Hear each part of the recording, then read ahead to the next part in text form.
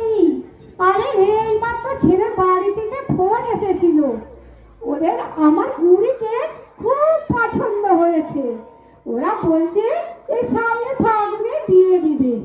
যাক বাবা, এবার আমি একটু নিশ্চিন্তি হলো। কি বলিস ছোট? সে তো বুঝলাম দিদি, কিন্তু আমাদের কুড়ির বয়স যে বড্ড কম। এই তো সবে 14, আর কটা বছর না হয় তুমি অপেক্ষাই করতে। চুপ করতো ছোট, তোকে তো আর এই পাড়া লোকেদের কথাবার্তা শুনতে হয় না, তো তুই বুঝবি কি করে? কেউ কেউ বলছে আমার কুড়ির নাকি বড় অসুখ করেছে, সেই কারণে নাকি বিয়ে হচ্ছে না। আবার কেউ কেউ বলছে ও আমার ডাগর ডগর মেয়ে, নিশ্চয়ই কোনো ভাব করে রেখেছে, তাই নাকি? সেই জন্যে ওর বাবা মা বিয়ে দিচ্ছে না। তাছাড়া ওর বাবা তো এ বিয়েতে মত দিয়েছেন।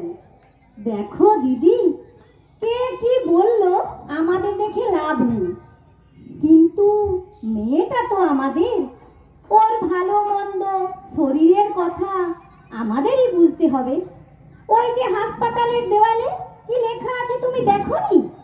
বয়সকালে করি বিয়ে, বাচ্চা নেব 21 পেরিয়ে। তা তুমি তো আমার কথা শুনবে না, তো একবার হাসপাতালে ডাক্তারবাবুদের কাছে যাই। তাছাড়া জেনে শুনে কি আমরা আমাদের কুড়ির বিপদ ডেকে আনবো? শোন ছোট, তোর মেয়েটাও দিনে দিনে বড় হচ্ছে, তোকেও যখন পাড়ার লোকেরা ছিছি করবে তখন দেখবো তোর জ্ঞান কোথায় থাকে।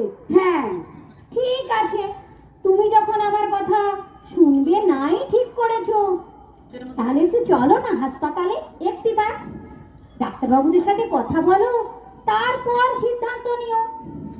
জেনে শুনে কি আমরা কুড়ির ভালো করবো? চলো, এটা তোমার কিন্তু ছোটর অনুরোধ।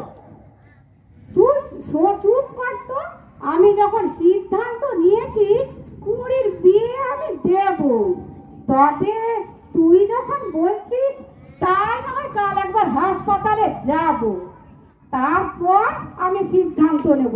এখন চল দেখি, মেলা কাজ পড়ে আছে আমার সাথে। কিন্তু কাল কিন্তু হাসপাতালে যাবে।